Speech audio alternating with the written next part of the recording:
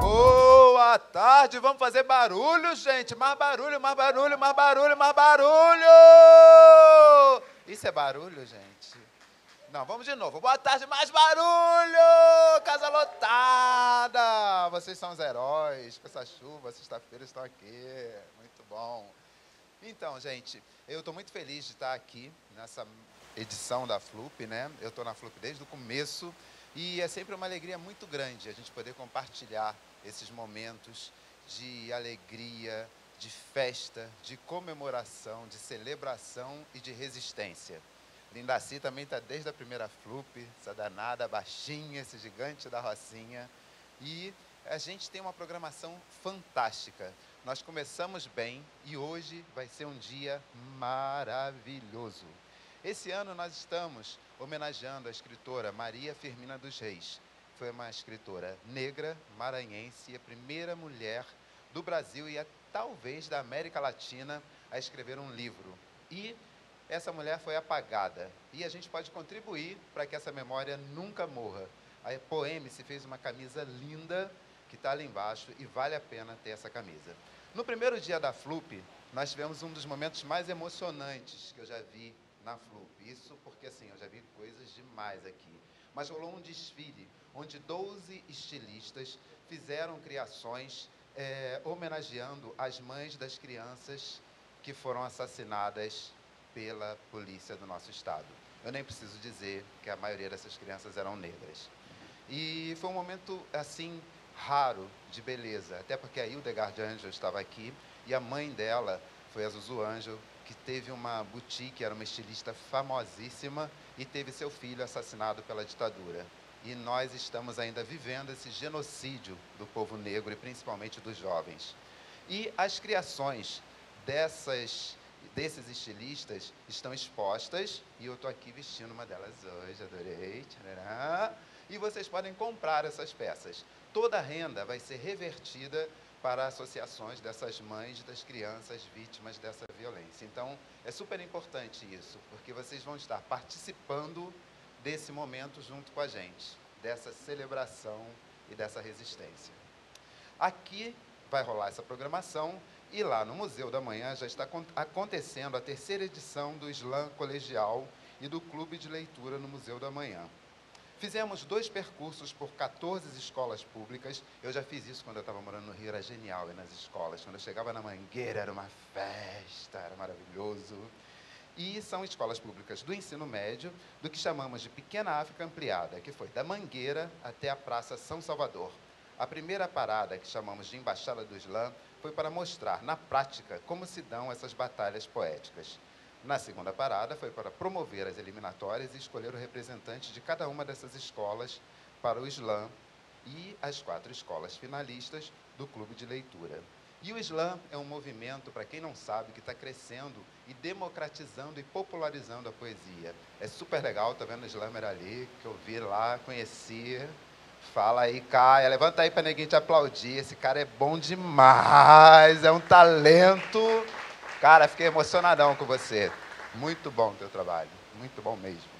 E hoje aqui, às 4 horas, nós vamos ter a semifinal do Rio Poetry Slam. Imperdível.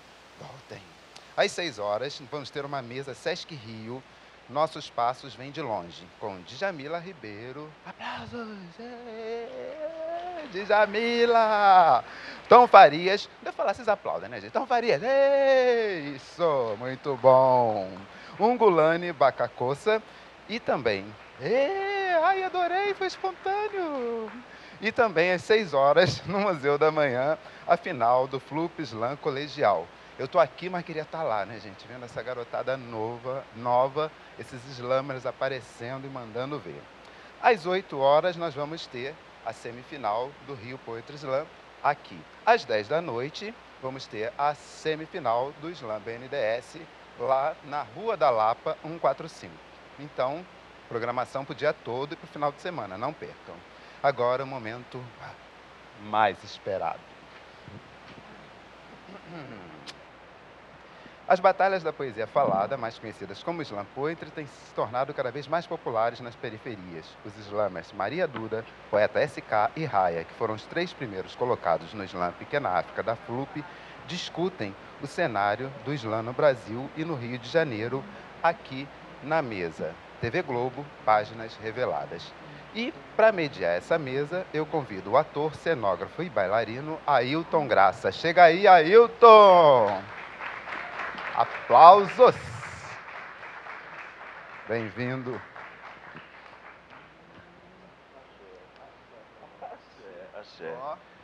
E agora eu vou chamar também essa garotada maravilhosa, Maria Duda, poeta SK e Raya. Pode entrar, garotada, o palco é de vocês!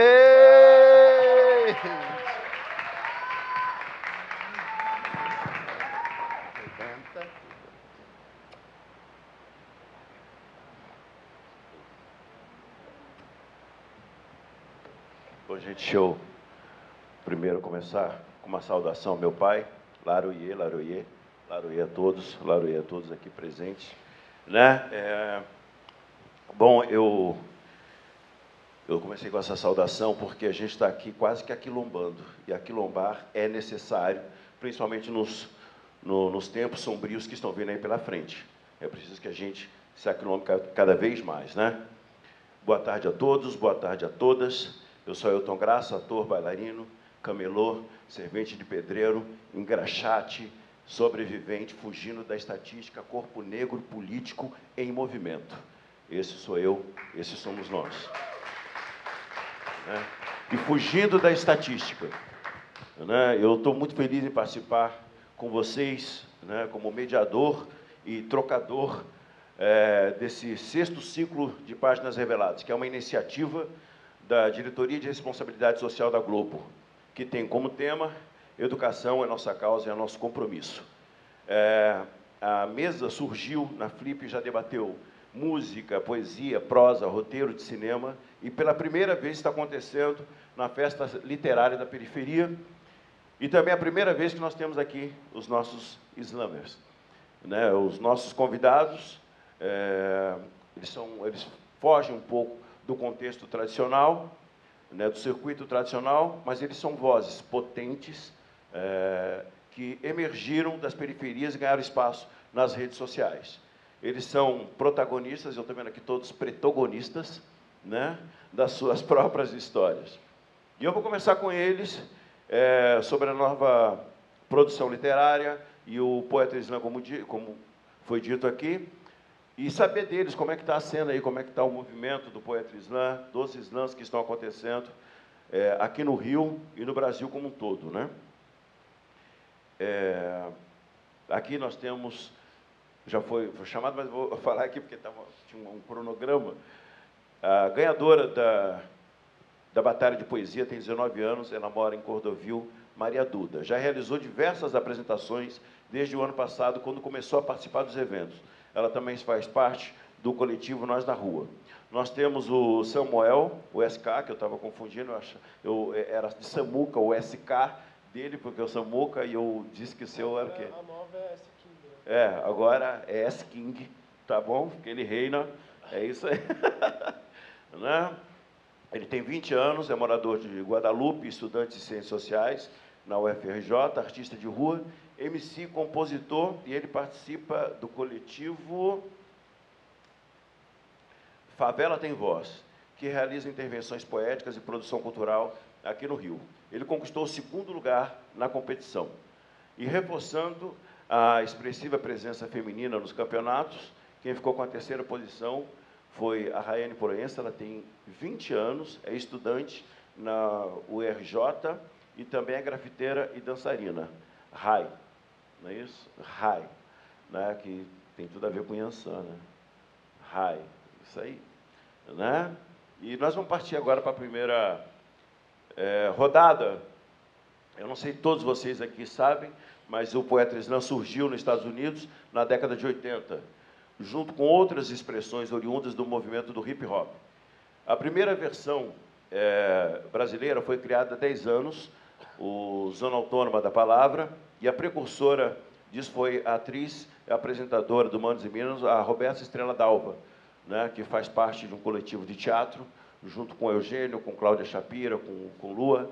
E semana passada, no Slam SP, eles estavam completando 18 anos juntos, de companhia, né? Então, é legal saber que é possível, a partir dos nossos coletivos, sobreviver quando as ideias pulsantes estão ali, latentes, e a necessidade da gente aquilombar e trocar os nossos afetos para sobreviver em forma de afeto. Desde a sua origem, o Poeta Slam realiza a inclusão de poetas da periferia, do gueto e das favelas. Então, eu queria fazer uma primeira pergunta direta para você, Maria Duda. Você é a mais nova, né? Dos três. E o que atrai hoje jovens como você para o Poeta Slam? O que pulsa dentro de vocês? Ai, meu Deus. Já começou difícil. Eu acho que, é o que eu sempre falo, eu acho que primeiro a gente não tem opção. Acho que a partir do momento que a gente vê isso dentro da gente, que a gente começa a escrever, que a gente começa a ter voz, porque a gente, como jovem negro, a gente não tem voz. As pessoas não dão voz a gente. E é uma forma da gente descobrir que a gente tem voz, que a gente pode ter voz, que a gente deve ter voz, que a gente vai ter voz por bem ou por mal. Então, acho que isso se torna uma coisa que é inerente a gente. Acho que a gente, mesmo se a gente tentasse parar de fazer isso, a gente não ia conseguir mais. Isso fica muito forte dentro da gente, ter voz, né? Eu acho que é isso que pulsa em cada uma das pessoas que vai em slam, em cada um dos poetas, é ter voz. A gente aprende que a gente tem voz e a gente não quer largar a nossa voz. Você me contou ali fora a tua primeira experiência, né? Dá para compartilhar com todo mundo qual foi a sua primeira experiência? Quando é que você viu a primeira vez? Estava rolando um slam, e como é que você sentiu a necessidade de participar? Então, eu fui no primeiro slam que eu conheci, eu não participei, né? Foi o Slam X no Meyer, foi no ano passado, mas eu me apaixonei. Eu primeiro vi as pessoas recitando que hoje fazem parte do meu coletivo, né? Eu vi uma apresentação do coletivo que hoje sou parte dele e fiquei apaixonada. E aí eu falei, caramba, eu vou escrever alguma coisa, eu vou, né? Porque, sei lá, vai que às vezes eu consigo, né? Aí eu escrevi algumas coisas e, assim, fui sozinha e a primeira vez que eu recitei foi no Slam Vila Isabel. Ele é organizado pelo MC W Black e ele ocorre todo mês, lá em Vila Isabel, pertinho da escola de samba. Então, eu recitei, fui muito bem recebida, fiz amizade e quando eu vi, eu já estava lá dentro, recitando sem parar, sem conseguir parar e sem querer parar.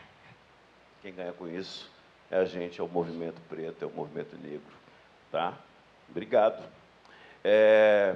Raya, quando foi que você percebeu o seu lugar de fala na sociedade? Parafraseando aqui Jamila Ribeiro, né? Quando foi que você percebeu o seu lugar de fala e que lugar é esse? Bom, eu percebi meu lugar de fala foi justamente nos slams, porque a gente fala para o público, né? A gente fala na rua e para muita gente. E pessoas que se reconhecem pelo que você fala. E aí você vê a potência das pessoas se reconhecendo, a potência disso, de você poder falar o que quiser. Você tem um espaço, você tem um microfone na mão e você pode falar o que você quiser. Então, foi aí que eu percebi que eu tinha um poder de fala, que eu podia falar e expressar tudo o que eu pensava. Ah, que bom. King, né? King. Você sabia que a Roberta viu a sua produção e ela aproveitou e gravou um vídeo contando o que achou. Vamos assistir junto aqui? Tá? Pode passar o vídeo.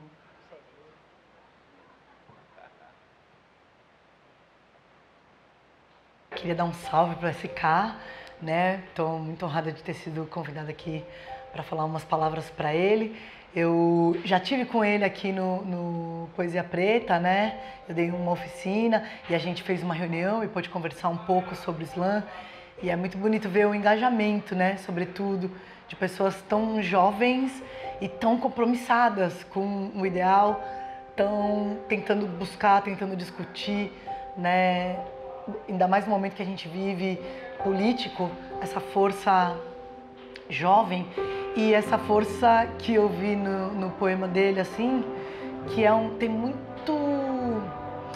para ser passado a limpo, muita raiva, muito ódio mesmo, assim, sabe? Porque é uma juventude que é muito barbarizada pela polícia, é muito esquecida por certas partes do governo, é muito barbarizada mesmo. E isso aí gera um sentimento que, se transformado em poesia, pode não só curar a pessoa que transforma isso em poesia, como eu acho que é o caso dele, como pode curar outros que estão ouvindo, né? Acho que a função dos poetas nas comunidades sempre foi essa, né? Dos tempos em tempos, é sintetizar o sentimento de uma comunidade e transformar isso em por mais que seja dolorido, em beleza, né? Até quando o assunto é horrível, transformar isso em pulsão de vida poética. E eu acho que é isso que esses poetas dessa geração fazem, e o SK também, né? Ele fala no poema dele, um dos que eu vi, que é só um preto portando uma caneta, uma coisa assim, né? Mas isso não é só um preto portando uma caneta, porque a gente viu muitas vezes acontecer no Brasil o que acontece quando pretos portam uma caneta e um microfone, como é o caso do Mano Brown, né? O Mano Brown, para mim, assim, a coisa mais importante que aconteceu desde Bossa Nova e da Tropicália é Chico Science e Mano Brown. E é muito essa vibe do rhythm and poetry, do rap. Eu sei que o SK também tá ligado com né, a cultura hip hop. E rap é isso, rap, rhythm and poetry, ritmo e poesia, né? Então eu acho que essa junção, acho que muitas pessoas vêm do hip hop e encontram no slam mais um espaço para experimentar o seu veio poético, né? A sua veia poética, não sei como falar isso, mas e eu acho que o SK tá dentro dessa leva, né? Tem várias juventudes chegando de vários lugares, de movimentos sociais, né? Eu acho que essa liderança que ele tem, não só quando está em cima do palco, né, mas na articulação de comunidade que ele tem, vai ser bem importante para o momento político que a gente vai passar. Me pediram para fazer uma parte de um poema do SK que tivesse me chamado a atenção. Eu lembrei de uma história de um grupo chamado Last Poets, que tem um dos membros chamado Abiol, e tá até no meu livro. Ele diz assim: quando mataram Martin Luther King, a gente ficou muito bravo e eu podia ter pego uma arma ou uma caneta. Eu escolhi pegar a caneta e lançar algumas bombas. E o Last Poets é um grupo que é considerado o pai do rap, como Gil Scott-Heron e What Prophet. Eles são, né, o pessoal do movimento pelos direitos civis americanos, que é a negrada bacana. E aí eu escolhi esse pedaço aqui, que ele diz assim: mas comigo não, serei sucessiva ascensão, pregando revolução preta, preto com poder, portando apenas a caneta. Valeu, SK. Continua aí, meu. Vamos precisar de você. E aí, SK? Pô, fiquei surpreso. Segurei aqui pra não me emocionar, né? Que curto muito ela como pessoa, como poeta, como poetisa. E, sei lá, saber que... escutar isso assim ao vivo, alguém que tem essa visão tão bonita a partir daquilo que eu escrevo, que para muitas pessoas que não interpretam é só ódio, me faz me sentir grato, entende? É isso que de fato eu busco fazer. Eu busco, através da poesia, externar aquilo que eu vivi por muito tempo, né? Eu tenho 22 anos de idade, então são 22 anos desde que eu nasci que eu vivo nessas mazelas que a gente já conhece, nessas mazelas que a gente que é preto, que as mulheres pretas principalmente conhecem. E eu uso a poesia para isso, para conscientizar. A poesia, para mim, é uma ferramenta de mudança social. Eu sempre falo isso e eu tento mudar socialmente como eu posso. Eu acredito que a caneta muda, de fato, o cenário social e é isso que eu venho tentando fazer com a poesia, através da conscientização direta na favela, em evento, em faculdade, onde tiver que ser, mas principalmente na favela. Eu acho que é isso que eu tento fazer em todas as minhas poesias, conscientizar e ser preto. Só isso, porque eu sou, né? Tô ali, existindo. Bacana o teu depoimento. E como é forte, né? E eu já contei essa história. Normalmente, muita coisa dos slam passa por um canal de um depoimento pessoal, né, de algo vivido por todos vocês.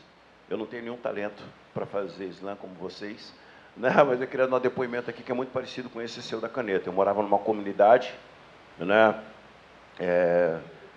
que era muito maior do que a Rocinha, né, chamada Favela do Vergueiro, em São Paulo. E na época depois de 64, depois do golpe de 64, chegou um monte de trator para derrubar, né, os barracos, porque ali ia virar um condomínio de luxo, ia virar uma outra cidade.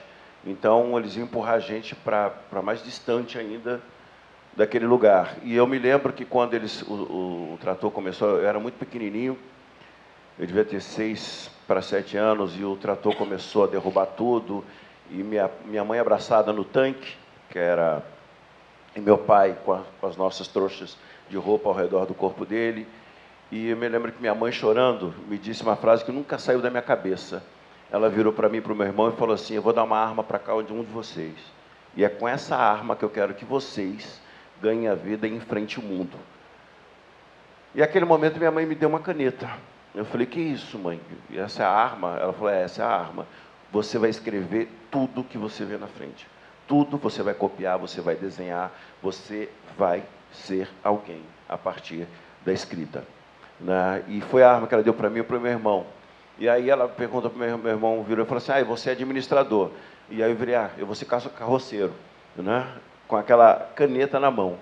Mas, a partir daquele momento, a gente passou a sonhar uma outra possibilidade. Mesmo saindo daquela região que ia virar nobre e indo morar num pântano, porque a gente saiu dali para ser jogado num pântano.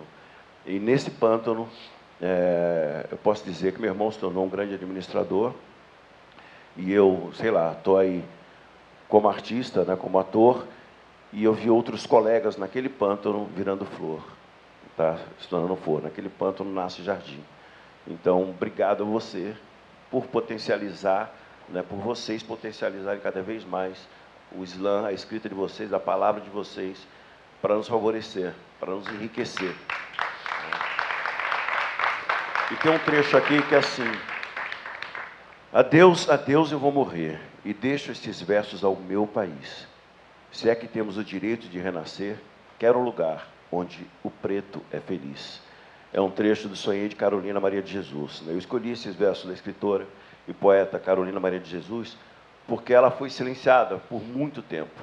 A obra dela foi engavetada e marginalizada. Assim como ela, os homenageados desta edição, Maria Firmina dos Reis e Martinha da Vila, também foram silenciados durante muito tempo.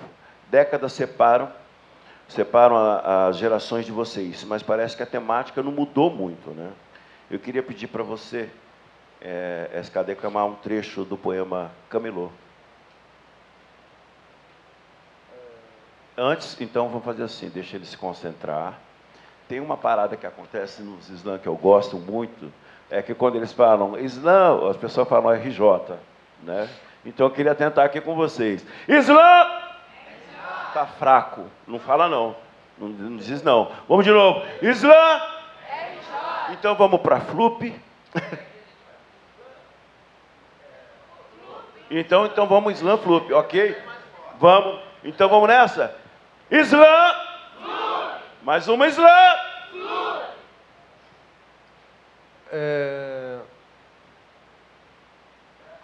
Um trecho. Você falou que foi camelô, né? Fui. E eu também. Inclusive, quando preciso, eu ainda sou, né? Para manter na faculdade, etc. Foi exatamente então, por isso. Para manter os meus sonhos, eu saía pelos trens vendendo chocolate, vendendo minhas coisas. Fui muitas vezes ao Paraguai comprar bugiganga e vender. E aí dizer para as pessoas que trabalhava no comércio exterior. Entendeu? Aí eu acho que quando eu recito essa poesia, todo mundo interpreta muito bem, porque ela é autoexplicativa, né? Modéstia à parte, está bem claro o que eu estou querendo dizer com a poesia. Mas acho que, principalmente para as pessoas que já foram camelôs, já tiveram essa experiência, fica bem mais claro, fica bem mais nítido que eu falo assim, eu começo a poesia falando assim: House é um real, sou trabalhador, eles me tratam como animal. House é um real, hoje tudo bem, amanhã eu posso morrer no sinal. Talvez com um tiro do policial, ou quem sabe espancado pela guarda municipal, mas não fique incomodado, continue acomodado. Se não tenho carteira assinada, então não contribuo com o Estado? Contribuo sim, para ser mais exata, há mais de 400 anos. Meus ancestrais previram isso. Nos chame de Nostradamus. Hoje, colhemos os danos causados pela colonização. E para não precisar trocar tiro, vendo bala nos vagão. Luto, pago pensão, ajudo na prestação, eu sou taxado de vagabundo por dar calote na lotação. Me desculpa, mas é que meu discurso não é de enfeite. Para muitos, 4,20 é a passagem. Para outros, a caixa de leite. E já dizia o ditado, quem não chora não mama, some. Mas choro, chorei e continuo com fome no país onde rico nunca chorou e está mais rico que Malone. Minha meta? Ser rico e portar ciclone, devastando como um ciclone, ideologia que te consome, some. Nunca subtração. Os que subtrais são sub, julgam muito com zero de ação. Tem os que roubam e come, os que passam fome, os que morrem de fome. Mas só não morre de fome de fato, porque quando a fome aperta, nós vira até super-homem. E nós é super, superação, superação, superação. E de tanto superar, somos super campeão. Batalha, pois para ser vencedor não precisa de medalha. Geral sabe dessa falha. Mérito é dado de 4 em 4 anos para algum canalha. E é desastroso, eu luto todo dia, por isso meu verso é furioso. É claro que a gente almeja o pódio, mas o amor é luxo, e com a grana que nós temos só dá para ter ódio. Olha só, mais um dia. Nós quer trabalhar? Os caras roubam a nossa mercadoria. Nós quer estudar? O Estado rouba a filosofia. Nós quer entender sobre política e tem que driblar a demagogia. E nós sente na pele. Até hoje não se sabe quem foi o desgraçado que matou Marielle sem escolta. Vai dizer que não entende o motivo desse camelô ser cheio de revolta. Mesmo assim, bota um sorriso no rosto na sua volta. Você volta para casa e eu pego o trem que volta. Compra minha bala aí, pô. R$1 nem vai fazer falta. Mas se não quiser, tá tranquilão. Valeu aí. Tamo junto. Brigadão. Mas tu quer ver eu ficar injuriado? Bota na minha frente esses gregos safados, que vai lá da Europa para curtir turismo sexual em Copa. Infeliz. Por isso que nós faz vocês comprar a camisa do município e desfilar em Paris. Se acham malandro, mas perto de nós vocês são aprendiz. No teu país tem rei imperatriz. No meu tem morte e cicatriz. Eu faço pelos meus. Juiz aqui achar que é Deus. Deturpo a imagem de Deus. Transformo Jesus em filisteus. E se ele voltasse nesse instante, vocês matariam, diriam que era traficante. Mas aí, esse é só o papo reto de um camelô tentando se expressar. Que de tanto não ser ouvido, começou a conscientizar. O mundo é nosso. E ele é diferente da Zona Sul para cá.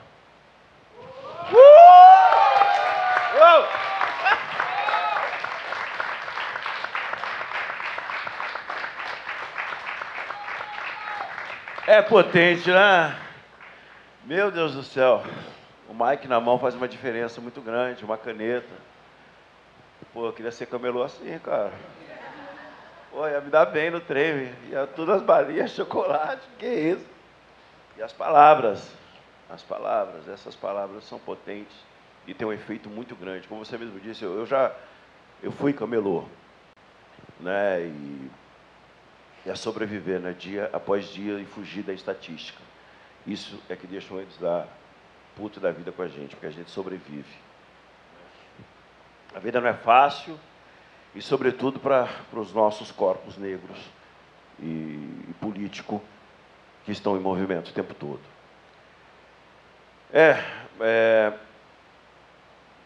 Para vocês todos aqui, vocês acham que a narrativa negra está reconquistando o seu espaço na sociedade? Vocês acham isso? Tcharam. Delicado, né? Difícil essa, né? É. A narrativa negra, eu não diria que ela está reconquistando o seu espaço. Eu diria que esse espaço está sendo dado na garra. A gente está arrancando esse espaço. Né? Existiram vários artistas negros silenciados durante muito tempo. E hoje esses nomes estão sendo falados mais, estão sendo exaltados mais. Mas eu não sei, eu não diria exatamente que o termo é reconquistando esse espaço. Eu não consigo pensar assim num termo exato, mas esse termo me incomoda um pouco, porque é um espaço que a gente nunca teve, né? Então a gente não está reconquistando um espaço que a gente nunca teve. A gente sempre produziu, o negro sempre produziu coisas de qualidade, só que as pessoas silenciavam, as pessoas se apropriavam. O samba, o rock, são coisas que vieram da cultura negra, mas a apropriação fez com que as pessoas não soubessem disso. Então a gente não está reconquistando o nosso espaço, a gente está só arrancando na marra, eu acho. Boa. E, assim, eu acho que a palavra reconquista, ela depende muito da perspectiva de quem está propagando e do que a pessoa acredita, porque reconquistar, para mim, para Maria Duda, para Raya, para você, com certeza, é diferente do que reconquistar para outras pessoas que nunca tiveram que reconquistar nada. Sempre já foi dado. Sempre Privilégio. foi dado. E aí Estão na cadeia do privilégio. A gente meio que... A gente só obriga, né? A gente só toma um espaço que sempre foi nosso, mas que, infelizmente, não nos é dado. E agora... Eu acho que a poesia está chegando agora com uma potência muito forte, né, de fato, mas eu acho que também que há ressalvas em como a poesia está chegando, de onde ela está chegando e se ela de fato está chegando ou se ela só está sendo escutada pelas mídias por uma tentativa de apropriação, uma nova tentativa de apropriação, né? E aí é que vale a nossa crítica. A gente quer esse espaço é nosso, mas eu acho que precisa ficar claro que ele é nosso e não uma oportunidade dada por alguém, mas sim uma oportunidade conquistada por nós. Não sei se ficou claro. Ficou escuro. Claro não, ficou escuro, ficou preto. Justamente como vocês disseram. Na verdade, a gente nunca teve esse espaço, a gente está conquistando agora, mas a gente já produzia, só que não era reconhecido e não era divulgado. Então, agora que a gente está ganhando esse espaço, mas eu vejo esse termo também, reconquistar, como se fosse algo que já era para ser nosso espaço, entendeu? Mas não era, infelizmente. Então, agora a gente vai conquistar e vamos sim. Bacana. Eu gosto do termo que você falou de sua avó, meter no pé na porta. Eu gosto disso. É um verso da Sabrina Azevedo. Ela fala: pode avisar para Casa Grande que eu vou chegar com o pé na porta, para ver se a ONU nota, para ver se a mídia nota. Isso é maravilhoso, eu gosto disso. Né? Porque um pouco... É sempre assim para a gente, né? Eu também não gosto do termo reconquistar, né? Eu sempre acho que o berço da humanidade é a África, né? O berço da humanidade é a África. Quando tudo era um continente só, quando tudo era uma única Pangeia, e foi de lá que surgiram todos eles. Então, eu acho que eles têm que pedir mais a bênção, né? Para a gente e deixar esse espaço que é nosso continuar existindo. Tem um outro lugar, que não sei se foi a Duda que falou, ou se foi a SK, que é assim, da questão da apropriação e da utilização desses espaços. Né? Eu acho que esses espaços, dessas pessoas que detêm o poder econômico e determinadas ferramentas, né, é bom para a gente ocupar. Né? Então, vamos fazer a nossa ocupação dentro desses espaços e mostrar um outro sentido desses espaços.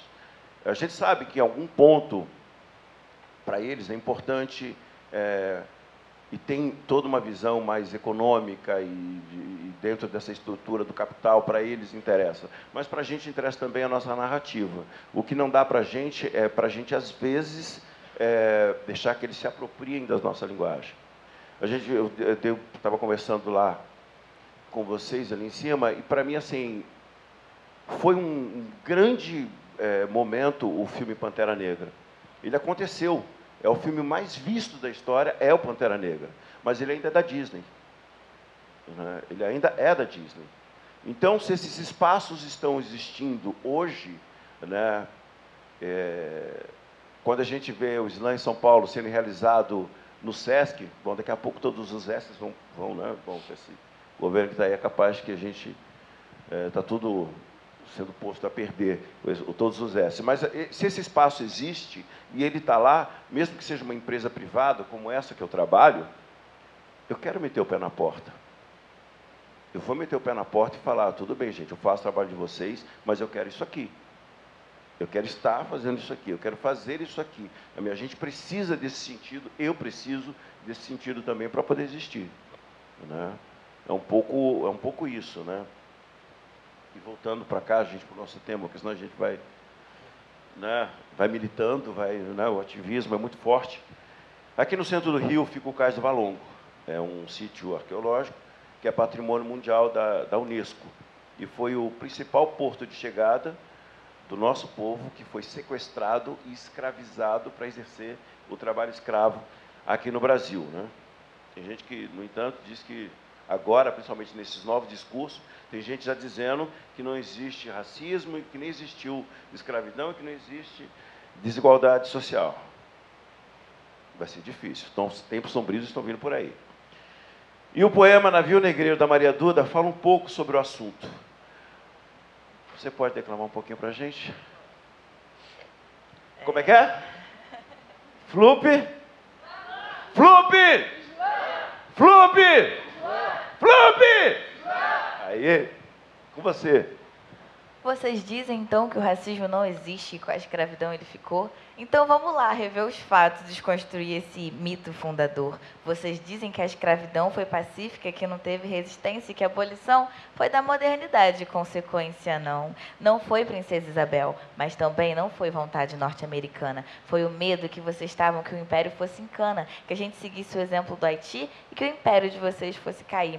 Vocês queriam que a gente achasse que a abolição foi benevolência, para agora esperar sentado nossa libertação sem insurgência mais. A gente não vai ceder. E a semelhança, impossível de não perceber. Senzala virou favela, canavial, boca de fumo, mas continua igual o nosso papel, que é apanhar. Enquanto o capitão do mato vira polícia militar. Quem procura, acha. Quando não acha, forja. Sempre que dá esculacha, só dinheiro compra essa corja, mas lembrem-se, eu não sou filha das bruxas que foram queimadas, eu sou filha das escravas que foram estupradas, que carrego o peso da miscigenação e sou memória viva de um crime que não tem perdão, mas que é admirado e usado para hipersexualizar, aplaudido e romantizado em Iracema de Alencar. Mas para cada senhor de engenho tem um zumbi dos palmares, e é assim que a sua ignorância vai sumir pelos ares. Agora, voltando à escravidão, vocês só aboliram porque não tiveram opção. Foi o homem branco tremendo, senhor de engenho correndo, capataz atrás morrendo, até o sol raiar. Foi quilombola crescendo, o palmar estava dizendo, enquanto o Xangô estava vendo até o sol raiar, que os meus ancestrais atentos, que já estavam percebendo que vocês estavam estremecendo por mais medo do que cabe, e que o negro é forte, resistiu até a morte, não adianta mais mentir que a gente sabe. Então eu acendo a minha vela e peço pro Oxum, conforme jaz aqui, um por um. Peço pela inocência perdida do meu coração nada vivido. Peço que os tiros não nos alcancem, que o nosso corpo seja protegido. Peço pelo dia em que branco também possa ser visto como bandido. Peço que quem peque no ato é que pague o pato, porque agora quem está pagando o pato sou eu. O país está desmoronando, mas é na cabeça dos meus, e a cada dia que passa é um conhecido inocente dando a Deus. Eram 7 dias para a vela queimar. 6 dias por semana para ir trabalhar. Foram 5 filhos que ele teve que criar. Tinha 4 horas de prazer até a sua onda acabar. A esposa foi 3 vezes abortar e já viu 2 vezes parente rodar, mas levou 1 hora só para matar. Aqui já és o meu avô, Enio da Silva. Doença simples, solução paliativa, morreu no Getúlio Vargas. Convulsionou por 1 hora até alguém sequer notar. Tudo porque a gente não entrou no esquema. Meu avô não morreu de doença, morreu assassinado pelo sistema. É porque aqui, Lei Áurea é mais mito do que a lenda do Saci. O que fizeram foi nos colonizar, depois de abolir, foi nos dividir, com medo de ver o império ruir, mas eu acendo a minha vela. Afinal, é muito fácil para você falar que Mar Calmo nunca fez bom marinheiro. Acontece que isso aqui não é Titanic, é pior, é navio negreiro.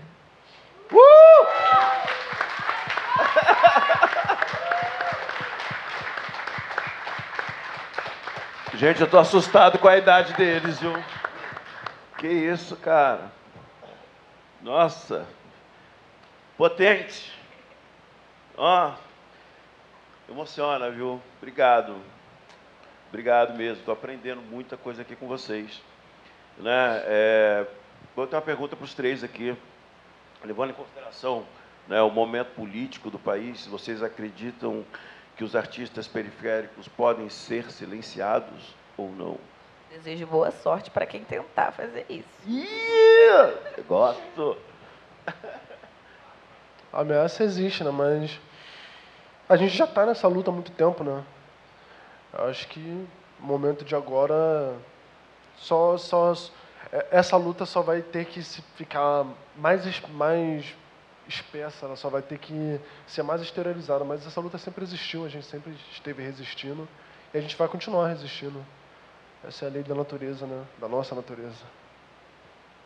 Não adianta nem tentarem reprimir a gente, que de alguma forma a gente vai tentar continuar. Tentar não, a gente vai continuar. E a gente vai dar um jeito. A gente vai resistir e continuar ocupando os espaços. É isso.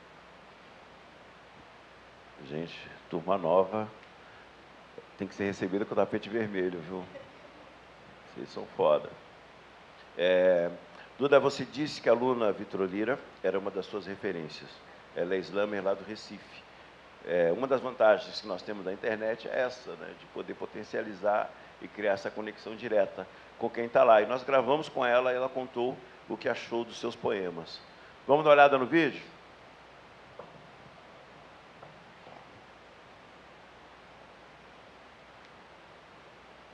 Quando Maria abriu a boca, começou a declamar, era uma força muito grande que vinha na voz, que vinha no texto, que vinha na energia.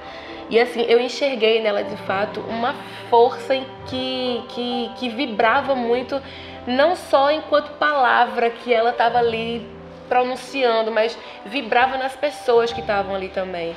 E eu acho que isso parte muito do reconhecimento mesmo, do tipo de poesia que vem sendo feita hoje, que a gente se relaciona muito com essa ideia do escrevivência da Conceição Evaristo, e a gente toma muito isso mesmo como uma referência do que a gente faz, do que a gente é, e ver Maria fazendo isso, de alguma forma me animou muito por ver que em todo canto no Brasil que eu chego, tem uma juventude muito forte fazendo poesia e deslocando a poesia de um lugar que se concebia como sagrado, quase que intocável, canônico, digamos assim, trazendo isso para a realidade, aproximando isso da vida cotidiana dos jovens, né?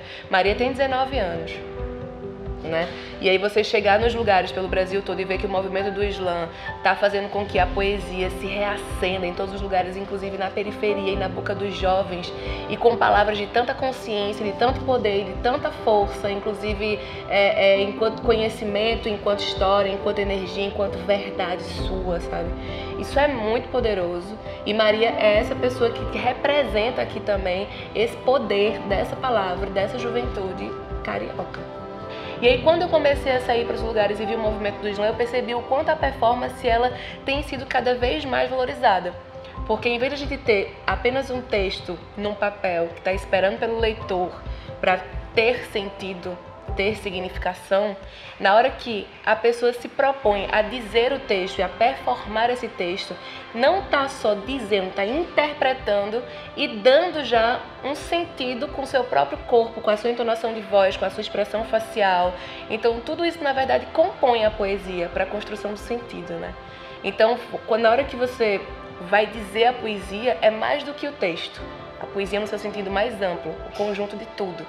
E isso, de fato, aproxima muito mais as pessoas. Me acostumei a pensar resistência. Não deixo portas abertas. As portas que eu fecho permitem o silêncio.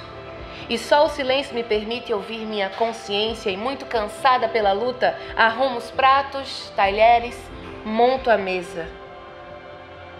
Sinto a paz do comodismo. Penso, contradição. Desfruto meu romântico banquete de dúvidas e convido minha única certeza, a solidão. Maria Duda tem essa... que não tem palavra, é só o gesto, tem esse poder.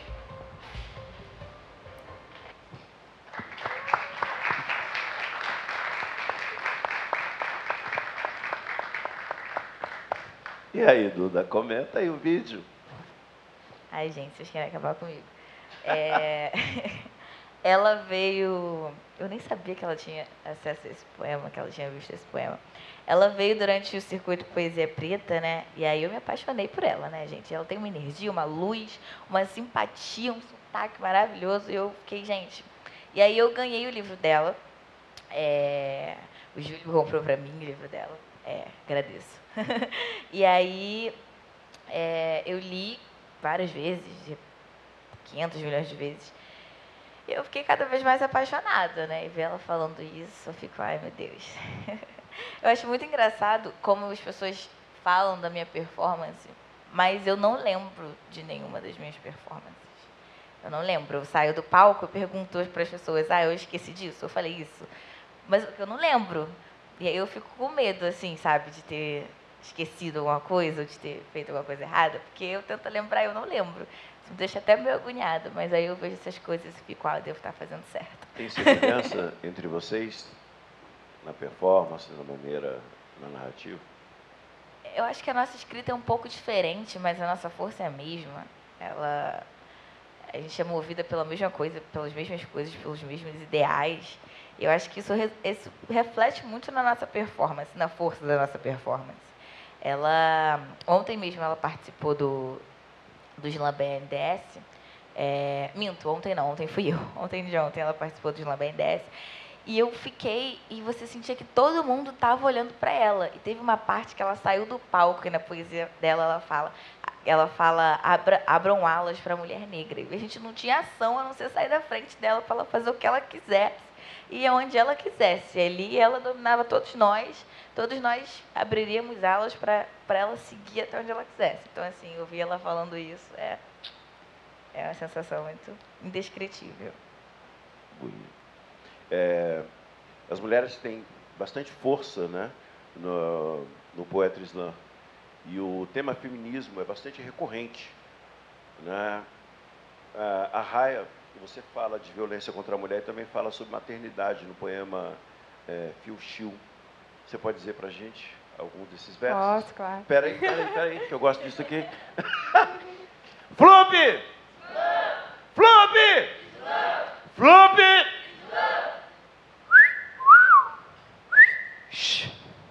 Corpos e os estereótipos. Essa régua de roupas é algo que eu não gosto. Perfeita até o pé, chique até a canela, mas do que isso está pedindo para homem enfiar o pau nela? Que? Essa é a pior comédia, pois mesmo vestido até o pé, os assédios não cessam. Cobertas ou não, exigimos respeito, pois cada homem desses passou por nossos peitos. Não só 9 meses, mas toda a adolescência, sangrando todo mês, haja paciência. E depois disso tudo, você vem falar de indecência, de seguir padrão, de ocultar sua violência? Ah, não, me poupe.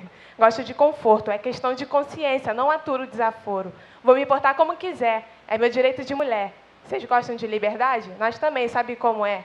E esse tal dos pelos que tanta gente esconde é nato, de nascença, não tentativa de virar homem. Sim, fui redundante para ver se tu entende que esse hábito de depilar machuca muita gente. Fere, corta, coça tudo, machuca o psicológico, neurótico, neurológico, mas está tudo ótimo, né? Quer higiene? Então vai tomar banho, pois me recuso a me manter nesse hábito estranho. Uou!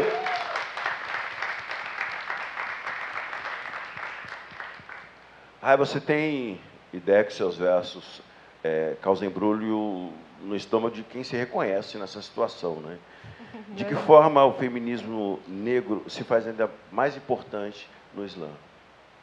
Bom, o feminismo negro é muito importante no Islã, porque o que a gente vê que está ganhando maior visibilidade é o feminismo, assim, branco, né, digamos, que vem ganhando força cada vez mais. E o negro meio que ficou esquecido, então a gente tem que ocupar cada vez mais e mostrar o nosso ponto de vista, mostrar que tem esse lado também do feminismo. Então tem que mostrar essa representatividade, tem que mostrar esse lado também, para não continuar esquecido. Ah, que bom. Obrigado. Tá? Eu tenho uma história que você foi falando o teu poema, e me veio uma história quando eu estava estudando um pouco de um movimento de cinema, que é o Black Exploitation, que teve no cinema americano. E um dos filmes que a gente via, e eu não me lembro o nome da atriz, mas que me deu uma inquietação e que ajudou no feminismo preto, era de uma menina que estava servindo, estava chegando uma carruagem, e nessa carruagem o chão era lama e os homens estavam jogando o seu casaco para que aquela mulher branca descesse da carruagem e pisasse ali. E ela tinha uma ama, que era uma negra. E a negra olhou e não quis descer da carruagem, né, porque eles tinham tirado o coisa. Ela falou assim: vocês vão colocar, porque eu também sou mulher. Né? E ali, no filme, já tinha dado um equívoco. Essa cena até foi cortada do filme. Mas, a partir dali, começou a ter um outro movimento dentro da história do cinema. Se não me engano, acho que era Assim Surge uma Nação, que é o filme mais racista. Foi o filme que deu origem a Ku Klux Klan. Né? Foi a primeira vez que se viu uma cruz sendo queimada no cinema e que deu origem a Ku Klux Klan. Foi esse filme. Aproveitando sua fala, lembrei de uma coisa também, que inclusive a Alessandra Pio falou que teve umas manifestações recentemente, inclusive, que enquanto as meninas, era uma manifestação feminista, e então na rua, então tinha muita presença de todas. Porém, em banheiros públicos assim, e também na rua, né, ficar tudo sujo e tal. E a maioria das empregadas que, por exemplo, da Colurb, essas coisas que vão ter que limpar depois são negras, que são os empregos mais desfavorecidos e tal. E aí mostrando esse contraste, né, de quanto as brancas entre aspas, a maioria branca protagonizando e com manifestações feministas, as mulheres negras estão limpando e está só com os restos daquilo, não está protagonizando da mesma forma. E isso lembra também os episódios históricos, né? Enquanto as mulheres brancas faziam arte, lutavam pelo direito de trabalho, pelo direito das coisas, as negras lutavam pela própria existência e estavam ocupadas com outras coisas, cuidando dos filhos delas e outras atividades. Uma grande manifestação que teve, uma das minhas revoltas, eram todas as pessoas, 2013, e uma pessoa levou a sua auxiliar do lar, empurrando o carrinho de bebê, era uma mulher negra, e ela dizendo que estava na manifestação. Né? Uma foto que até viralizou. E é um lugar difícil, né, para o feminismo negro acontecer. Porque sempre é uma carga, né, a estrutura, existe toda uma carga de estrutura, né, sistêmica que inviabiliza. É por isso que é importante ter você, ter Duda, ter as garotas trans se manifestando. Eu tenho uma amicíssima que tem um espaço em São Paulo que virou um grande quilombo urbano, que é a Érica Malunguinho. Não sei se quem passar por São Paulo, por favor, vá lá conversar com a Érica Malunguinho, vá naquele espaço, que aquele espaço é nosso, nos pertence. E é um espaço que a gente debate o tempo todo, né, que a gente esbarra o tempo todo, porque é uma reconstrução. Para nós, homens negros, também tentar entender como é que faz isso, entendeu? E nós temos um dado interessante, que eu não sei se ajuda o ou não, mas nós somos o Brasil é o único lugar que quem detém a cadeira religiosa mais importante é a mulher, são as mães de santo. No resto do mundo inteiro, onde só tem pais de santo, né? O Brasil é o único lugar que tem uma estrutura que são mães de santo. Então, quando vem pessoas do continente africano para cá que são pais de santo, eles estranham. Por que nós, os nossos pais de santo, quando vem uma mãe de santo, eles reverenciam de maneira diferente? E aí, aqui é porque ela é a mãe, ela gera, o homem não gera porra nenhuma. O homem não sabe essa força, não nasce nada do homem, né? É a mão do homem que está destruindo o mundo. É um pouco isso. E a gente tem que começar a repensar isso, desconstruir isso, para a gente, nós homens negros também, temos que começar a rever nosso posicionamento e tentar entender e se ajustar, né, para o que está vindo por aí. É importante. Desculpa, mas foi um depoimento mais pessoal aqui, né? Scar, você que é compositor e tem muitos rappers como referência, você já pensou em seguir a carreira como rapper? Sim, sim. Até hoje, assim, ainda penso... Claro que atualmente eu tenho buscado me consolidar enquanto artista e poeta, mas eu ainda pretendo, assim, no momento que eu julgar certo, tentar, sim, a carreira de rapper. Eu tenho umas letras que fogem totalmente do padrão de escrita de poesia, que é literalmente só rap, tipo, batida acelerada, multissilábica, etc. Assim, eu penso assim, eu acho... Me inspiro em bastante rapper também, principalmente nacional, e penso bastante. Tem algum que... Ah, claro, pô, sei lá, acho que eu poderia fazer até uma ordem cronológica de MC que eu me inspiro, mas assim, existe a Old School, né, que é a antiga escola do rap, que foi o que deu da onde surgiu o rap, que foi em São Paulo, aqui no Brasil, né? Que aí a gente fala de RZO, de Sabotagem, Racionais, todas essas são minhas inspirações pessoais. E depois vem um pouco depois que, para mim, principalmente, Emicida é um nome muito importante, assim como Drica Barbosa. E aí depois vem, agora, nessa atualidade, todo mundo sabe que eu sou muito fã do Djonga, muito fã mesmo do Djonga, assim. Eu até inventei um termo, eu sou John Boy. Eu sou fã do Djonga de verdade, mas não só ele, como BK também, que é da atualidade, Thiago também, Clara Lima, e assim, rap tá no meu cotidiano, tá em tudo que eu escrevo, tá na minha filosofia de vida também, porque rap é filosofia, e é isso. Bacana. O Sabotagem trabalhou na mesma feira que eu. Eu trabalhava na barraca de laranja, vendia laranja na Feira Livre, e o Sabotagem, ele trabalhava, se não me engano, na barraca de peixe, mas como ele fazia muita entrega para cliente, o tempo todo ele deixava o caderninho dele na minha barraca, falando, vai lendo aí, negão, vai lendo aí, vê se aí, não, se isso vai funcionar, vê se tem pegada. Né? E o Taíde, quando ele chegou nas mãos do Taíde, ele morava na mesma quebrada que eu morava, que era Jardim Miriam, né, São Paulo, próximo de Diadema, ABC.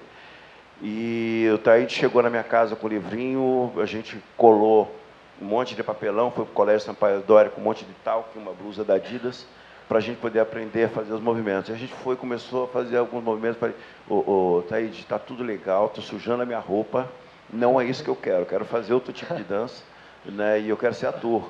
E aí acabei ficando só no balé folclórico, dançando maracatu, outras coisas assim, e o Taíde enveredou aí por essa carreira.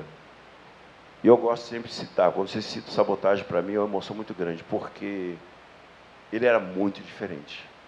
Ele era muito diferente. Ele navegava entre a elite, sendo sempre ele, e no lugares mais sombrios né, do gueto. Ele navegava e criava um link e um diálogo que era muito necessário na época. Um dos sonhos dele era gravar com a Sandy, só para você ter ideia. Né? Eu participei do filme, fazendo a narração do filme. Porque ele queria linkar uma outra história ali, sabe? Que era também, sei lá, fonte de inspiração do crioulo. Né? Bom, a gente sabe aí que a internet, não só a internet, mas as redes sociais, elas estão potencializando muito os nossos discursos e as nossas conversas. Antigamente, todo mundo tinha um diário, e esse diário a gente escrevia os nossos pensamentos, escrevia as nossas coisinhas e guardava na gaveta. Ninguém via, e hoje a rede social ela é um pouco isso, o blog é um pouco isso, o Facebook, enfim, é um pouco isso, né? E eu queria saber de você, Duda, você acha que as redes sociais ajudam a colocar, a vocês falar da periferia para outros espaços, criar outros diálogos com outros grupos de slam? Olha, eu acho que você está perguntando essa pergunta para a pessoa errada, porque eu com rede social sou uma coisa que não me dou muito bem. Eu entro muito, pessoalmente, eu entro muito no Facebook, mas assim, eu sou aquela pessoa que só compartilha umas coisas engraçadas. Eu não coloco nada sobre a minha vida em rede social nenhuma, e para eu manter as coisas sobre os meus trabalhos atualizadas ai, meu Deus, eu acho muito chato. Por mim, eu queria ficar fazendo palhaçada na frente da câmera o tempo inteiro, então é meio difícil para mim. Mas, com certeza. Por exemplo, o meu primeiro contato com as poesias de slam foi o próprio Facebook. Lá de São Paulo, a galera do Slam Resistência e do Slam da Guilhermina, que eu via no YouTube e no Facebook. Então, obviamente, potencializa, né? Com certeza ajudou muito para potencializar, porque a gente tem poesias em todos os estados do país. Então, a gente conhece, a gente cria uma rede maior, entendeu? Eu, por exemplo, já conheci no BNDES vários outros poetas que eu vou chegar em casa e vou ficar o quê? Vendo tudo, stalkeando todo mundo o tempo todo, para poder acompanhar o trabalho, porque eu acho muito importante, né? Eu acho importante também a gente divulgar para as pessoas verem esse brilho todo que são essas poesias, sabe? Porque nem todo mundo vai, né, no slam, por exemplo. Se eu quiser ver uma poesia de alguém que está mais distante, o que eu faço? Né? É a internet. Então, com certeza, a internet ajuda muito. Sem sombra de dúvida. Para vocês, como é que é? A internet está potencializando a sua narrativa? Tem algumas disputas de pensamento que acontecem nas redes sociais em função do teu trabalho? Então, eu acho que a internet ela traz muita visibilidade, ela potencializa bastante coisa. Eu acho que não existe disputa assim, em relação ao meu trabalho. Eu acho que, mas de uma forma geral, existe sim disputa, assim como aqui fora também, fora da internet. Essa disputa sempre vai existir, eu acho. A disputa que eu estou colocando aqui é mais uma disputa de pensamento se o seu trabalho remete a pessoas a criar um outro tipo de diálogo, de narrativa, influencia no comportamento de outras comunidades de slam, de outras pessoas que estão começando a enveredar, se ela acaba inspirando, ou se pessoas que já estão, sei lá, que já estão consagrados aí pela mídia, se eles, de alguma maneira, dialogam contigo nas redes sociais. Sim. De todas essas formas, dialogam, e eu acho que, principalmente, a capacidade que a internet tem de expandir assim, o meu trabalho, eu acho que é muito bom. Por exemplo, tem uma amiga minha lá do Rio Grande do Sul, né? Uma mina preta muito... Inclusive, ela está classificada para o Slam BR também. E aí ela me conheceu através da internet, né? Ela viu um vídeo meu perdido por aí, ela me adicionou, aí eu aceitei ela, e aí a gente começou a trocar ideia, e ela ainda chegou a usar, ela me pediu autorização para usar uma poesia minha na escola dela, tá ligado? E aí ela usou essa poesia na escola dela, e a partir daí ela começou a escrever também. Aí agora ela está classificada, e ela veio falar comigo: pô, Samuel, me classifiquei, cara, que não sei o que, tu não vai participar não? Aí foi a internet que ligou a gente, e eu acho que ela liga muitas pessoas de uma forma bem positiva, assim, para expandir mesmo o trabalho da gente enquanto artista, enquanto poeta. É bacana. E para você, Rai? Eu acho que a internet ajuda bastante também. Inclusive, uma coisa muito comum do hip hop, por exemplo, dos Estados Unidos, é que tinham as crews, né? As pessoas cantavam nos seus grupinhos e tal. E no slam, esses grupinhos são mais abertos, assim. Então, quem participa de um slam participa de outro. E a internet ajuda muito nisso, por conta dos eventos que a gente compartilha. E todo mundo frequenta tudo. É uma coisa que ajuda a unir todo mundo e também a divulgar para quem não conhece muito esses espaços. Aí, quando a gente divulga a internet, ajuda bastante a divulgar e mais gente frequentar os slams. E é isso, ajuda bastante. Tem um ponto também, né, na questão da internet, é que ela ajuda muito, mas deve tomar muito cuidado, porque a internet ela é um prato cheio para apropriação. Ela é um prato cheio para as pessoas se apropriarem do que você está dizendo e colocarem e não te darem os créditos. Às vezes a gente está vendo nossa poesia, nossa voz, às vezes até nossa imagem, algumas coisas e não sabem, não estão ligando a pessoa, não estão ligando que sou eu, não estão ligando que é o poeta, não estão. Então isso também tem que tomar muito cuidado. Eu acho que a gente sempre tem que preservar muito a nossa imagem, né, e registrar as nossas poesias sempre que for possível. A questão dos direitos, né, e da obra, é bom sempre a gente citar, até mesmo quais são as nossas fontes de inspiração. Porque vocês, com certeza, hoje fazem parte e são fonte de inspiração para muita gente. Por isso que eu estava perguntando esse negócio relacionado à internet, porque isso acaba inspirando outras pessoas, né? Algumas pessoas vão se espelhar em vocês, na poesia de vocês, vão utilizar também como material didático na sala de aula, que é importante. Eu acho que é importante, ainda mais agora, que a escola está correndo o risco de virar uma escola sem partido. Eu fico toda boba. Quando alguém fala que colocou meu vídeo em sala de aula, eu fico super feliz. Isso é bom. Eu fico toda boba. Ótimo. Bom, em 2016, a poeta Mel Duarte participou da primeira edição do Páginas Reveladas. A mesa aconteceu dentro da Festa Literária de Paraty e foi bem marcante para ela. E ela também foi a primeira mulher a vencer o Rio Poetry Slam. Rayane, vamos saber o que a Mel achou da sua obra.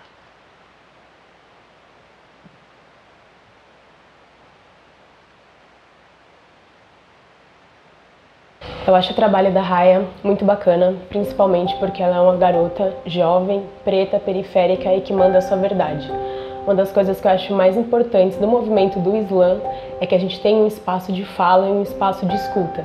E dentro desse espaço a gente consegue crescer muito como ser humano e influenciar outras pessoas também a contar suas próprias histórias através do seu ponto de vista, que eu acho isso que é completamente importante. E perceber assim tão nova como a poesia é uma ferramenta de transformação social muito forte. Tenho certeza que ela também, como jovem, acaba circulando por vários espaços onde ela acaba encontrando com pessoas que se deparam com o trabalho dela e essas pessoas acham aquilo forte, acham aquilo significativo, e isso com certeza muda o modo de ver dessa galera mais nova, assim, sabe? Eu acho que isso é uma das coisas mais legais que o slam aproxima a gente de outras gerações, assim, da gente se olhar e se reconhecer no que está sendo falado ali. E de fazer evento em rua, você também acaba agregando pessoas que, por muitas vezes, acham que a poesia não é interessante, que ela não pode formar uma opinião, que a poesia é algo chato porque fica naquele lugar do pedestal que a gente está acostumado a ser criado dentro da escola. Então, eu vejo no slam esse espaço também de fala assim, de aproximar as gerações. E a partir do momento que a gente consegue se aproximar e se comunicar, a gente consegue fazer a diferença no meio que a gente vive. E hoje, mais do que nunca, é importante que a gente esteja ocupando esses espaços, esses lugares de fala, para que a nossa voz e para que o nosso momento, a nossa história seja contado por nós. Às vezes a gente pode achar, na nossa pequena existência e humildade, que o que eu faço não é importante. Mas com certeza, a partir do momento que você se coloca num espaço e fala o que você pensa e coloca para fora o que para você está te agoniando, aquilo pode contemplar outra pessoa e fazer com que ela também traga isso para fora, fazer com que ela se sinta mais leve e entenda que sim, a poesia é importante, que a gente precisa voltar a se comunicar. A gente não pode deixar morrer essa oralidade que nós temos, que os nossos povos já trouxeram antes Então acho que esse é um ponto muito importante para a gente voltar a se afirmar e se reconectar nesse momento tão importante do mundo que a gente está passando agora. Que a poesia prevaleça, que a poesia preta também esteja em todos os lugares e todos os espaços, porque também a gente sabe que vai sofrer muita opressão com isso. Então precisamos estar unidas e falando o que a gente acredita. Como tem o texto da Raya que ela fala que as panteras negras reencarnadas. Então é exatamente isso. Nós sempre estivemos lá. A gente só teve que passar por uma barreira do silenciamento que a sociedade sempre nos impôs até entender que a gente pode sim ocupar esse espaço. E quando isso é entendido, é uma comoção gigantesca, porque a gente começa a ver realmente muitas mulheres nos slams em todos os estados. Eu percebo que é um movimento que tem feito cada vez mais mulheres se conectarem e entenderem a importância de estarem ali falando e ocupando esse espaço. Assim, eu acho que isso só é um ciclo contínuo. Quanto mais nós estamos nos espaços, mais a gente se enxerga, mais a gente vê que é importante. E daqui pra frente não tem mais como retroceder. Assim, é um lugar que já está sendo ocupado pelas mulheres e a tendência é só crescer.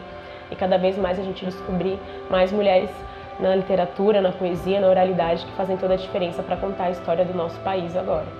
Depois disso tudo, você vem falar de indecência, de seguir padrão, de ocultar sua violência? Ah não, me poupe, gosto de conforto, é questão de consciência, não aturo desaforo. Vou me portar como quiser, é meu direito de mulher. Vocês gostam de liberdade? Nós também, sabe como é.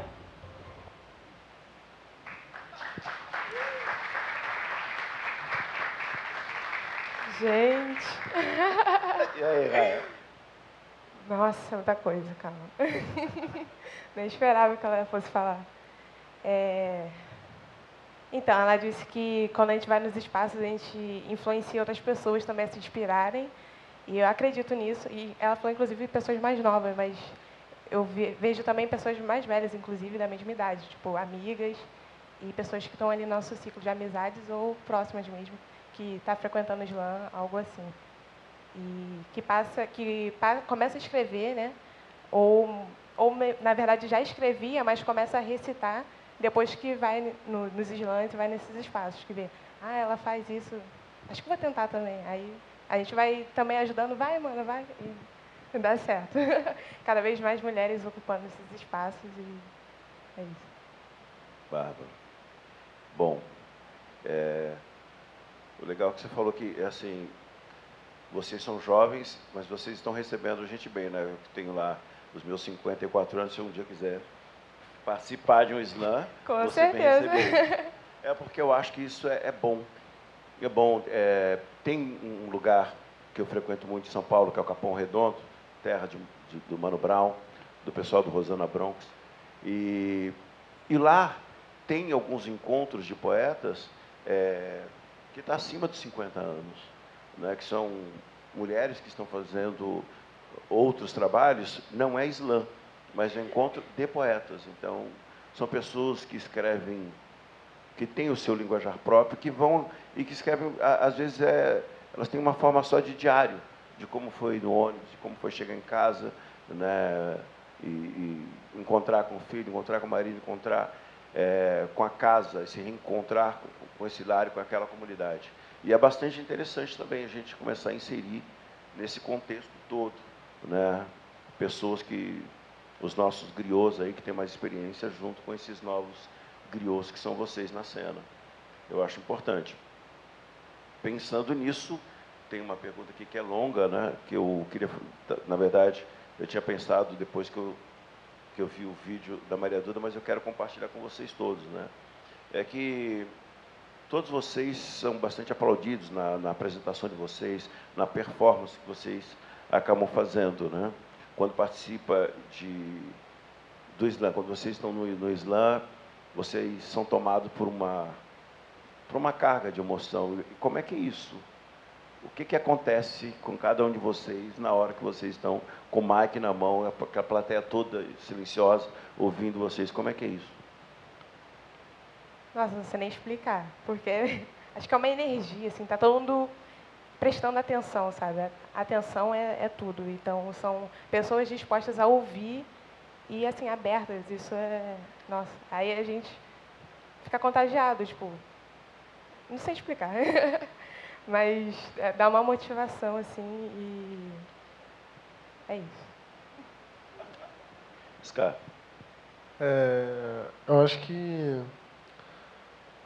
é um gás natural, eu acho que assim, é meio que um up, sabe? É um empurrão pra...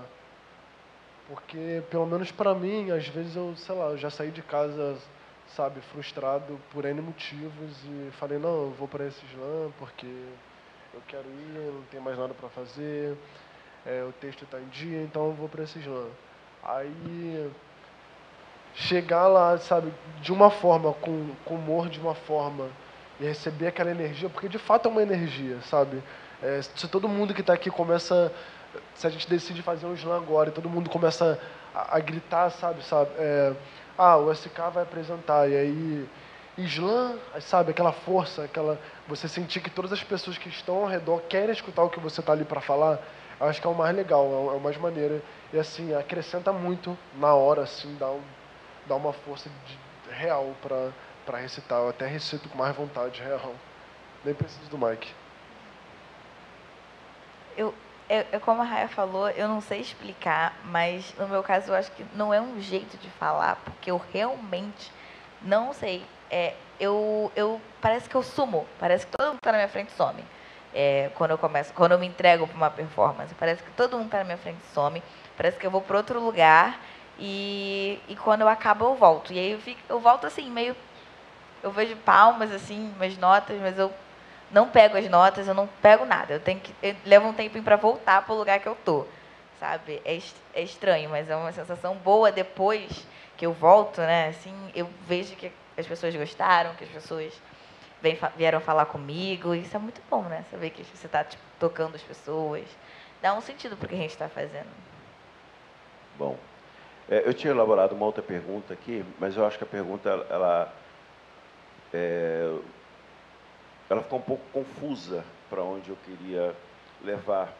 E vou tentar, de alguma maneira, elaborar uma pergunta para vocês aqui, antes da gente abrir para o público, que é sobre alguns movimentos, né, e alguns movimentos e expressões da cultura popular, elas sofrem com adaptações, né, para se tornar mais palatável a um público mais elitizado, né? O samba sofreu isso virando em algum lugar, tentaram empurrar a goela abaixo a bossa nova, que foi uma corruptela do samba. Foi um lugar onde se adaptou. Vocês têm receio de que isso aconteça com o slam? Eu tenho, sim. Eu tenho receio, porque a gente, eu acho que os poetas que já são um pouco mais experientes, esses poetas que já são um pouco mais experientes sofrem isso. Eu, por exemplo, quando eu vou num ambiente fechado, com luz, com o microfone na mão, eu já me sinto um pouco travada, sabe? Dependendo da performance. Porque, para mim, a linguagem corporal muda muito quando a gente está na rua, quando a gente está na voz, para quando a gente está aqui com o microfone. Entende? E a gente fica pensando, caramba, a gente se sente um pouco, eu pelo menos me sinto um pouco limitada, sabe? Eu fico um pouco, caramba, eu acho que isso vai ser demais, ou eu acho que eu devo mudar e fazer dessa forma. Mas também existem poesias que eu prefiro 1000 vezes recitar com microfone, com pedestal e com luz, sabe? Eu acho que, para mim, depende muito do tipo de poesia, do tipo de performance que mas nas minhas performances que eu prefiro fazer sem microfone, eu sinto isso, eu me sinto um pouco limitada, sabe? Eu me sinto um pouco travada. E eu acho que todos os poetas ficam com esse receio, né? Porque todo mundo quer agradar o público, né? Todo mundo quer, de um jeito ou de outro. E eu fico com um pouco de medo que a gente acabe cedendo e fazendo adaptações demais, quando isso não deve acontecer. E para vocês, cara, porque o que eu estou falando de adaptação, às vezes, é de um lugar de apropriação de uma linguagem que surgiu, né? O primeiro exercício que eu vi de slam surgiu no grupo de teatro da Roberta, com a Shapira, com o Eugênio.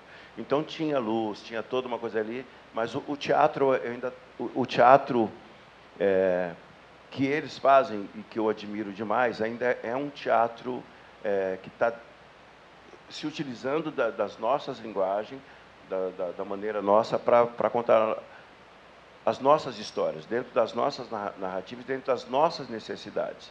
Né? O que eu estou falando é de um outro tipo de adaptação e de apropriação. Eu não queria citar nome, mas eu vi uma tentativa, alguns anos atrás, muitos anos atrás, de colocar dread de pessoas brancas para poder fazer um determinado programa infantil. E as meninas dançando como se fossem negras, e não eram negras. É esse tipo de adaptação que eu estou falando, de apropriação para levar para um outro espaço que não tem o sentido, que não tem esse enfrentamento, que não está dentro desse lugar de resistência. Vocês têm receio que passe para um outro lado? Sim, claro. Inclusive, eu acredito que, de certa forma, essa apropriação, pessoas já vêm tentando consolidar isso, esse lance de reagrupar de uma outra forma, a partir de uma outra perspectiva que não a nossa, o Islã. Eu acho que é essencialmente do Islã ser... Eu acho que, primeiro, que o Islã, pelo menos na minha concepção, ele não parte de alguma... Ele não tem alguma regra de escrita. Mas acredito que o Islã deva, sim, ser da favela, vir da favela e contar experiências, né? Que foi... como ele começou, né? O princípio dele. E acredito que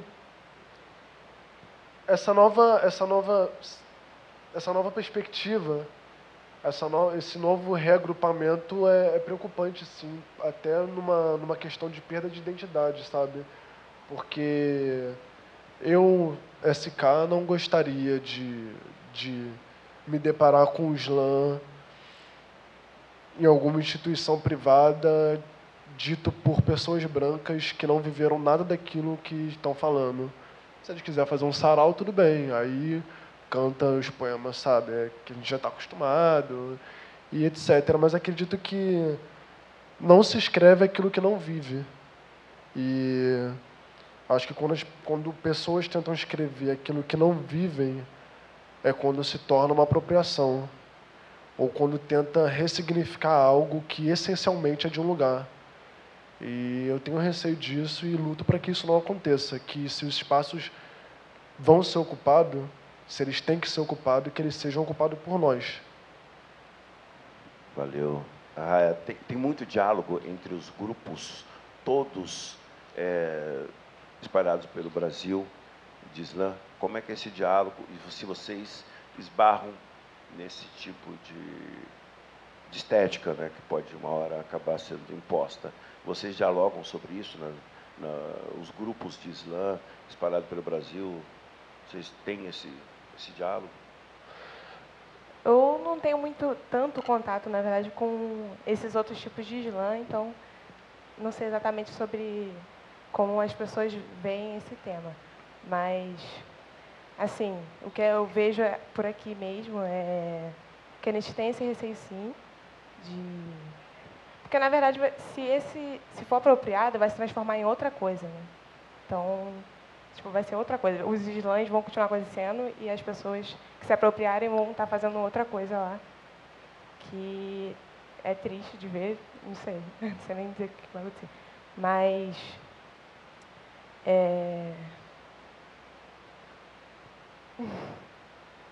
É que, assim, eu particularmente, eu tenho acompanhado alguns islãs acontecendo, e tem uma coisa que me fascina, é esses lugares.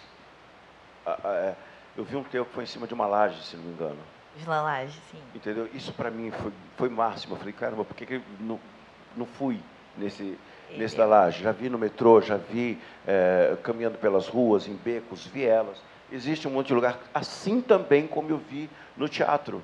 Né? Acordei que sonhava, era uma peça da Roberta, e tinha muito dessa coisa nossa da palavra, do Islã, do hip hop, que é genuinamente nosso. Isso é uma é uma linguagem que pode, sim, uma hora influenciar outros segmentos e até uma estética lá na frente, né? Eu só estou falando é que existe um lugar que eu acho que a gente tem que começar a pensar como dialogar isso para salvaguardar aquela questão do pertencimento, né? E isso tem um pertencimento, está começando a ter um pertencimento, está começando a ter um DNA próprio, né, genuinamente periférico. E eu acho que é importante vocês pensarem nisso e fico feliz de perceber que vocês já estão atentos a esse tipo de coisa, tá bom?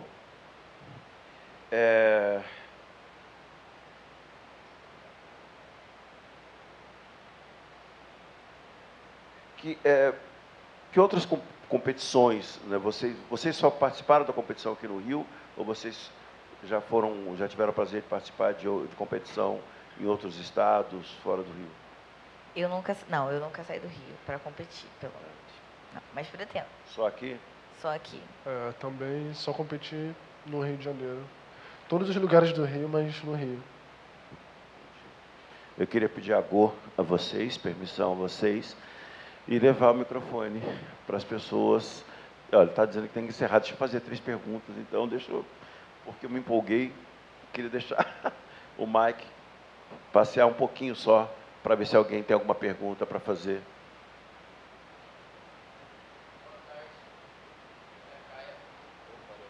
Meu nome é Caia, tenho uma pergunta para os poetas. Quando vocês se identificaram poetas? Mas o quando que eu quero dizer não é data, quando ocasião, quando vocês sentiram poetas, de fato.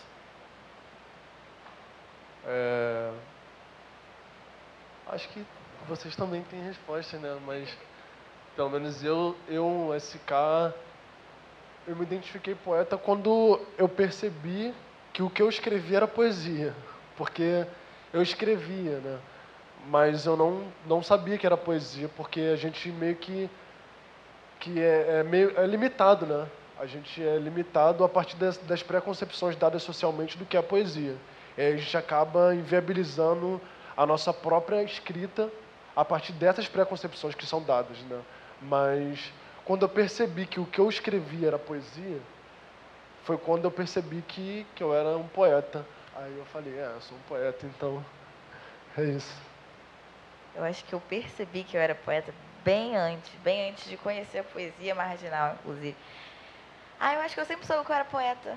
Eu não sei, eu acho que eu sempre soube que eu era poeta. Eu escrevia muito quando eu era pequena, algumas coisas, mas ninguém podia ver, ninguém podia saber que eu era poeta, né? Aí eu lembro de um dia que eu estava escrevendo, eu estava apaixonada, né? E aí eu tinha uns 5 anos, uns 4 anos, acredito eu. E aí eu estava fazendo um poema para o menino que eu estava apaixonada. Ele queria ser padre, não podia namorar, foi a maior decepção amorosa da minha vida até agora. E aí o meu pai chegou, e aí ele perguntou assim, e ele é super tranquilo, ele só perguntou, filha, que é isso que você está fazendo? Aí eu falei assim, caramba, as pessoas vão saber que eu escrevo poesia. Aí eu comi o papel, amassei e comi o papel, engoli o papel todo. E eu fiquei muito tempo assim, né? Então, por muito tempo eu não queria que ninguém visse as coisas que eu escrevia, as minhas poesias. Eu sempre fui muito reservada, mas saber que eu era poeta, eu sei desde pequena, sei desde sempre. No meu caso, eu tive que me reconhecer poeta e não me considerava, eu só escrevia as coisas pequenininha, como se fosse um diário e tal. E com a cena dos slams, que eu comecei a fazer as poesias marginais. E quando eles chamam a gente no slam, eles falam, agora vamos chamar a poeta Raia. Aí quando eles falam poeta, aí fica aquilo, é poeta? Eu nem achava nada, mas com o tempo, assim, eles falando sempre, assim, poeta, poeta. E também em outros eventos você vai participando e tal, e chega uma hora assim que você, eu sou poeta. E não sei, não teve um marco certo, mas o slam contribuiu bastante para isso. Bom, gente, eu acho que eu estou recebendo informações aqui que o horário já deu, né? Estourou o horário, tem outras atividades para acontecer aqui. Eu quero agradecer demais a presença de todos vocês aqui, de vocês também como plateia, prestando atenção e emitindo energia positiva para que a gente pudesse conduzir esse trabalho. Que eu queria agradecer também o local onde eu trabalho, a Rede Globo, que possibilitou esse encontro. Era um desejo meu estar junto dos meus, e é só nesse momento que eu sinto que estou mesmo. Eu estou bastante emocionado e nervoso, porque esse é o lugar que eu quero.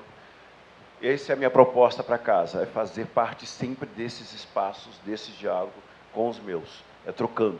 Então, eu quero agradecer muito a vocês. E hoje acontece o slam colegial às 18 horas no Museu do Amanhã, que foram selecionados poemas de alunos da rede pública que vão ser declamados pela atriz Jéssica Ellen. Então, boa tarde a todos vocês e muito, muito obrigado. Axé. Muito axé, que maravilha ter vocês aqui.